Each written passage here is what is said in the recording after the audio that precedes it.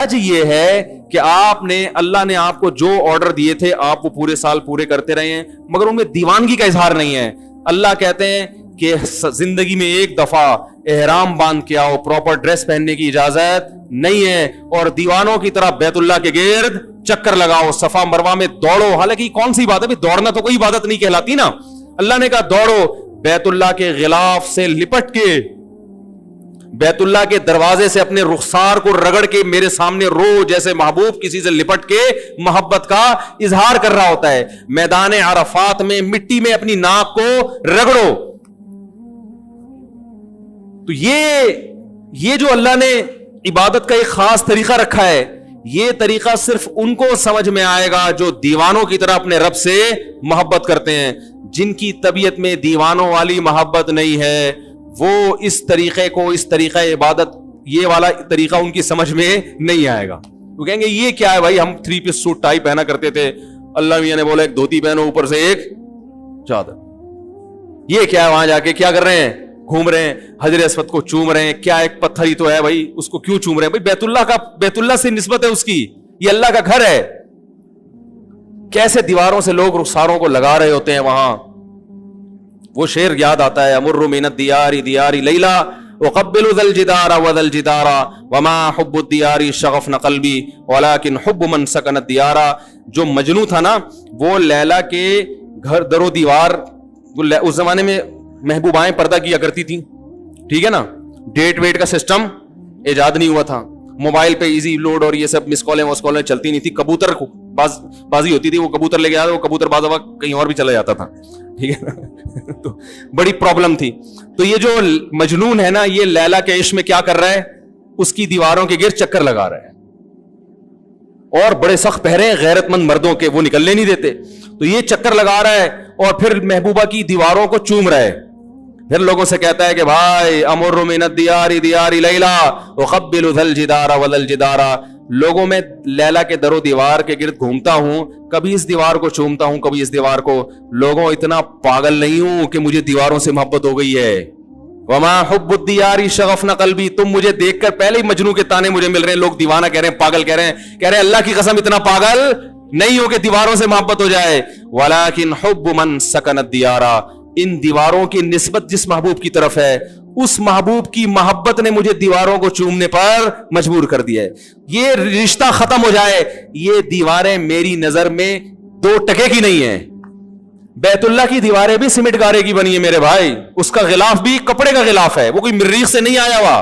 یہی سیمنٹ, یہی بجری, یہی ریت, اسی سے وہ اینٹیں بنی ہیں. لیکن ان اینٹوں کو دیکھنے کے لیے,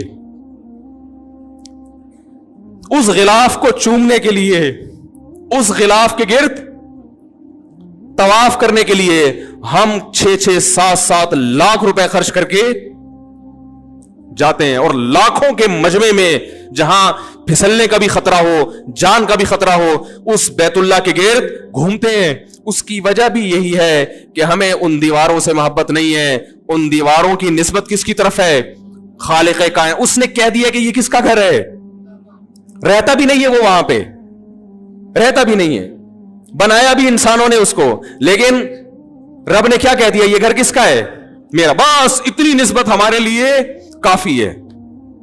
بیت اللہ سے عشق کرنے کے لیے, بیت اللہ سے محبت کرنے کے لیے ہمارے لیے اتنی دلیل کافی ہے کہ اس بیت اللہ کو, یہ رب نے کیا کہہ دیا اس کے بارے میں کہ کس کا گھر ہے, میرا. بس اتنا کہہ دیا, اب ہمیں کوئی ڈاکومنٹ نہیں چاہیے, اس کے لیے کوئی ثبوت نہیں چاہیے, مزید کوئی ثبوت نہیں چاہیے. یہ نسبت ہمیں مجبور کرتی ہے کہ ہم لاکھوں روپے خرچ کر کے اس گھر کی زیارت کے لیے جاتے ہیں اور اپنا پسینہ وہاں جا کے بہاتے ہیں. کتنی ٹینشن, میں نے بوڑھوں کو دیکھا ہے, بوڑھے لوگوں کو دیکھا ہے, کتنی ٹینشن. یہ تو آج بیت اللہ کی زیارت آسان ہو گئی, جب بیت اللہ کی زیارت آسان نہیں تھی, لوگ جب بیت اللہ پہ پہلی نظر پڑتی تھی بے ہوش ہو جایا کرتے تھے, اٹیک ہوئے لوگوں کو, موت ہوئی ہے لوگوں کی. تو یہ ابراہیم علیہ السلام نے اللہ کا گھر بنایا اور کیا اعلان کیا, اللہ اس ایسی زمین پہ گھر بنا رہا ہوں جہاں نہ گھاس کا تنکا اور نہ پانی, لیکن تو اس جگہ کو ایسا بنا دے کہ تہوی الیہ افئدۃ الناس, کہ لوگوں کے دل اس کی طرف لڑکنا شروع کر دیں. کوئی انٹرٹینمنٹ کی جگہ نہیں ہے وہاں پہ. مری میں ہوتا, سوئٹزرلینڈ میں ہوتا تو ہم کہہ سکتے تھے بھائی اصل میں تو سوئٹزرلینڈ ہے, نام بیت اللہ کا لیا جا رہا ہے, دیکھنا کیا چاہتے ہیں مولانا صاحب؟ سوئٹزرلینڈ گھومنا چاہتے. اللہ نے ایسی جگہ بنایا, سنگ لاخ پہاڑ, یہ تو اب آباد ہو گیا, ورنہ تو آپ جہاز میں دیکھتے ہوں گے چٹانے, خوش سنگلاخ چٹانے. ایسی جگہ بنایا کہ یہاں آنے والا سوائے بیت اللہ کی محبت کے اس کے دل میں اس کے علاوہ اور کوئی جذبہ نہ ہو.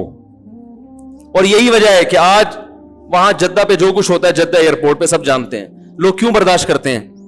کسی اور ایئرپورٹ پہ اتنی سختی ہو اور یہ کچھ ہو, لوگ اس ملک میں جائیں گے؟ چھوڑ دیں گے. یہ بیت اللہ کی محبت ہے جو لوگوں کو کھینچ کے لاتی ہے. تو اللہ نے حج کیوں رکھا ہے؟ دیوانگی کے اظہار کے لیے. نبی صلی اللہ علیہ وسلم نے فرمایا ذاق طعم الایمان من رضی باللہ ربا وبالاسلام دینا وبمحمد صلی اللہ علیہ وسلم نبیا. اسلام کا ذائقہ چکھ لے گا وہ شخص جس نے اللہ کو اللہ مان لیا, نبی کو نبی مان لیا, اور اللہ کی کتاب کو کتاب مان لیا. تو آپ نے فرمایا اسلام کا ذائقہ, اس سے پتہ چلتا ہے اسلام میں کیا ہے, ایک چاشنی, ایک لذت ذائقہ ہے. ایک آپ ملکی قوانین کو فالو کرتے ہیں, اس میں لذت نہیں ہے, چاشنی نہیں ہے, لیکن جب اللہ کے دین پہ چلتے ہو تو اس میں اللہ نے ایک ذائقہ بھی رکھا ہے, لطف اور مزہ بھی رکھا ہے. لیکن یہ لطف اور مزہ صرف انہی کو محسوس ہوتا ہے جو اللہ کو اللہ ہونے کے لحاظ سے راضی ہو جاتے ہیں اور اس سے محبت کرنا شروع کر دیتے ہیں. اللہ تعالیٰ سے دعا ہے کہ اللہ تعالیٰ ہمیں بھی اپنے گھر کی زیارت نصیب فرمائے, اور جذبے کے ساتھ. علماء کہتے ہیں وہاں جا کے برائیاں کرنا, اس سے وہاں کی جو ایک روحانی قوت وہاں ملنی چاہیے تھی, وہ قوت کیا ہو جاتی ہے؟ ختم ہو جاتی. تو اللہ تعالی ہمیں بھی زیارت نصیب فرمائے.